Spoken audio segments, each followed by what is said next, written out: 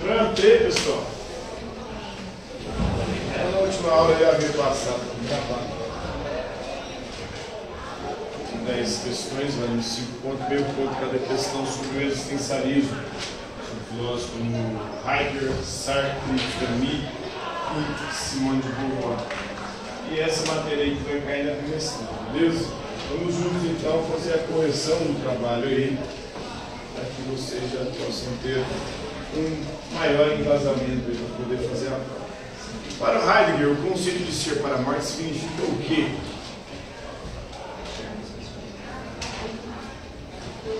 Abraão já disse ser para a morte, ou seja, ele na sua obra O Ser e o Tempo vai analisar mais especificamente o ser humano, o ente humano. E ele diz que é um ser para a morte, porque é um ser finito, temporal, que tem sempre diante de si a morte. E é o único dos seres que tem consciência da própria morte. E essa consciência da própria morte é fundamental, apesar de que gera uma angústia. É fundamental porque ele desperta para uma vida autêntica. Porque desde o momento que a gente nasce, a gente é tentado a viver uma existência inautêntica. Porque nós somos tentados a não ser quem nós somos, a não construir os nossos projetos, mas ser quem os outros querem que a gente seja, a viver de acordo com os projetos e as projeções alheias. Isso começa em casa. Em casa, você não pode ser quem você é, você tem que ser quem seus pais querem que você seja. Você vai para a escola, você não pode ser quem você é, você tem que ser quem seus professores querem que você seja. Vai para o trabalho, você não pode ser quem você é, você tem que ser quem o seu patrão quer que você seja. Há um relacionamento, você não pode ser quem você é, você tem que ser quem a pessoa com quem você está relacionado quer que você seja. Aí de repente você para e pensa, peraí, será que eu estou sendo eu mesmo? Porque para Heidegger, existir é desistir, em alemão significa projetar-se, ou seja, existir é você fazer da sua vida o seu próprio projeto. E há uma tentação constante de você não viver o seu projeto, mas viver o projeto dos outros. Tem muita gente que fala, você está vivendo ou só existindo? Como se existir fosse inferior a viver. Viver qualquer ser vivo vive. Já é existir, só o ser humano existe. Por quê? Porque só o ser humano é capaz de projetar-se. Só o ser humano é capaz de fazer suas próprias escolhas, responsabilizar-se por elas e também projetar a própria vida, viver de acordo com seus próprios projetos. Os outros seres vão viver conforme os seus instintos, conforme a sua natureza. O ser humano não. O ser humano pode, inclusive, viver contra aquilo que chamam de natureza, porque ele é aquilo que as suas escolhas fazem dele. Então esse é o conceito de ser para a morte do Heidegger. O Jean Paul Sartre é conhecido por defender que o homem está condenado a ser livre. Essa frase implica o quê? Em qualquer circunstância é possível escolher. Mesmo quando você escolhe não escolher, você já está escolhendo. Até numa prisão onde você está privado da liberdade, você pode fazer escolhas. Numa prisão, numa cadeia, você pode escolher mudar de vida ou se especializar no mundo do crime. Meu primo, por exemplo, foi preso, saiu de lá, doutor na criminalidade. Entrou como um ladrão de drogaria, de farmácia, de posto. Saiu de lá estelionatário. Agora ele nem vai para a linha de frente. Ele contrata os laranjas que dão os golpes por ele. E aí quem vai preso é os laranjas. Né? O cara está milionário, né? Terminado, com uma mansão. E a gente que tenta fazer as coisas certas, está se fudendo, né? Está se lascando. Termina.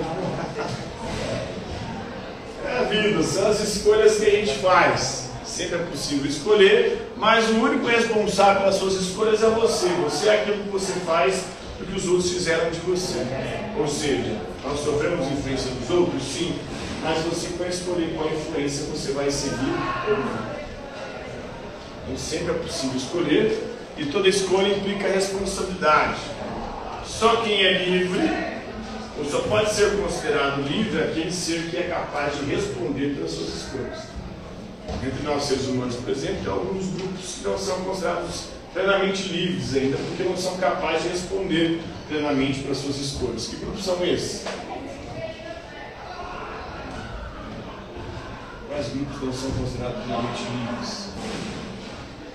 E não são considerados também plenamente responsáveis pelas suas escolhas? Crianças. crianças menores de 18 anos não são plenamente livres. Apesar de que a partir dos 14 anos já tem algum grau de responsabilidade. Se cometer algum tipo de crime, você pode ir para instituições aí de internação. Você não vai contribuir com um adulto, porque você não é considerado plenamente livre, responsável pelas suas escolhas. Para criança, pessoas com deficiência também, principalmente deficiência mental. Então só pode ser livre aquele que é capaz de responder pelos seus atos. Se alguém não é capaz de responder pelos seus atos, não pode ser livre. Não posso, por exemplo, responsabilizar um leão, colocá-lo na cadeia, porque ele mordeu o braço de uma pessoa do zoológico e enfiou o braço na jaula do leão. Isso não é um crime do leão, ele não é responsável por essa escolha. Ele agiu ali por instinto. O ser humano não age por instinto, ele age por escolha e por isso ele é responsabilizado pelas suas escolhas. Para Simone de Beauvoir, na obra O Segundo Sexo, o conceito de mulher é definido como mulher, o segundo sexo, como o próprio nome da obra diz, é o segundo sexo. É um sexo marginalizado, considerado um sexo frágil, o outro, um sexo inferior ao homem. Isso é uma construção social de uma sociedade patriarcal que enxerga na mulher sempre um ser à margem, que não tem os mesmos direitos e as mesmas possibilidades do homem. Então ela é uma crítica dessa sociedade patriarcal e dessa visão que inferioriza as mulheres, historicamente, né? A mulher não nasce mulher, ela torna-se, porque o conceito de mulher é uma construção social. Em cada cultura nós temos um papel social da mulher diferente. Nós temos na cultura ocidental que coloca um papel para a mulher de dona de casa, né, que deve ser bela, recatada do lar, que deve cuidar dos trabalhos e afazeres domésticos e dos filhos. Mas nem todas as culturas são assim. Em culturas onde a mulher tem muito mais autonomia, em culturas inclusive que a mulher é a chefe, é a líder do grupo, da tribo, da sociedade. Uma cultura na Ásia, na China mais especificamente, uma cultura matriarcal, onde as mulheres podem ter quantos homens elas quiserem. Os filhos são delas, não dos homens. Elas que controlam a sociedade, politicamente são elas que decidem os rumos dessa sociedade. Então é outra configuração. Isso mostra que é uma construção social. Cada cultura constrói um papel social para a mulher de forma diferente. O Albert Camus, na sua obra O Mito de Sísifo, afirma que a vida é absurda. Esse absurdo é caracterizado como? Absurdo é porque a vida não tem sentido, a vida é ilógica.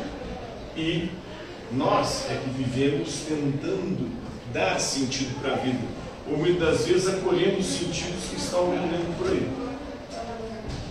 Então é um absurdo, e diante desse absurdo, desse sentido da existência, uma postura digna seria a revolta. A revolta é não aceitar os sentidos que estão nos dando por aí. As religiões tentam nos dar um sentido, as ideologias políticas tentam nos dar um sentido para a vida, mas para Camus, nada disso tem sentido. Isso são muletas que querem nos vender para que a gente possa suportar a existência. E a revolta seria você não aceitar nenhuma dessas muletas e você mesmo fazer a sua própria muleta, o seu próprio sentido, construir o seu próprio sentido da vida. Heidegger usa o termo Dasein para se referir ao ser humano em sua filosofia. O Dasein é o quê? Dasein é o ser aí. Para Heidegger, nós somos lançados do mundo. Ninguém pediu para nascer. De repente, a gente se viu aqui. E se viu aqui sendo responsável por construir a sua própria existência. Ou seja, projetar a sua própria vida. Então, isso gera uma angústia em nós. Uma angústia de não saber o que fazer. O que eu vou ser da vida? O que eu vou fazer da minha vida? Qual projeto construir para a minha existência? Então, isso é o Dasein, o ser aí, o ser que foi lançado no mundo, que não pediu para nascer, e se vê diante desse dilema, o dilema de construir a sua própria existência, os seus próprios projetos.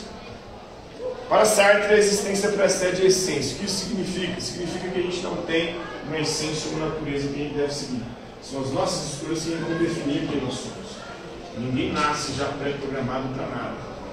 São as nossas escolhas que vão definir quem a gente é ou não. Para o Sartre, né? No pensamento de Beauvoir, a opressão das mulheres na sociedade pode ser combatida através de quê? Através da conscientização, da educação, da luta por direitos.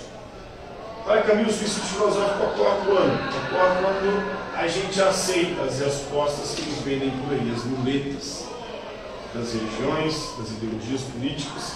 A gente já aceita isso como sentido para a nossa vida. Isso é um suicídio filosófico, porque você renuncia a construir o próprio sentido da sua existência e aceita pegar o sentido que outros estão vendendo por aí. É como aquele ditado, né? Todo dia sai de casa um otário e um malandro, quando eles juntam dá negócio. Todo dia a gente sai em busca de um sentido para a vida. Tem um monte de malandro vendendo esse sentido aí. Quando a gente compra esse sentido, ainda tomando um golpe. O Albert, um golpe dessa galera, um golpe das religiões, um golpe das ideologias políticas, porque essa galera quer, na verdade, conquistar o nosso coração, depois a gente dar a eles aquilo que eles querem de nós. As religiões, muitas delas querem a nossa grana, a nossa vida dedicada a elas. A mesma coisa as ideologias políticas. Querem nosso voto, querem nossa força vital, e dedicando e lutando, muitas vezes brigando com os outros por causa política. Né? Isso é tudo para caminho do suicídio filosófico. A obra Serenata de Sartre é o que?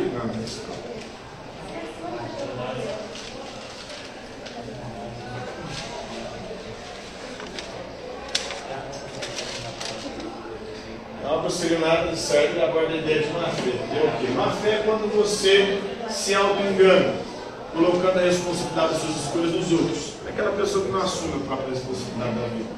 Ah, eu sou assim porque meus pais me educaram assim. Ah, eu não gosto de estudar porque os professores são chatos, enjoados. Ah, eu fiz isso por causa daquilo. Nunca assume a responsabilidade. Está sempre colocando a culpa nos outros, das próprias escolhas. Isso é má fé.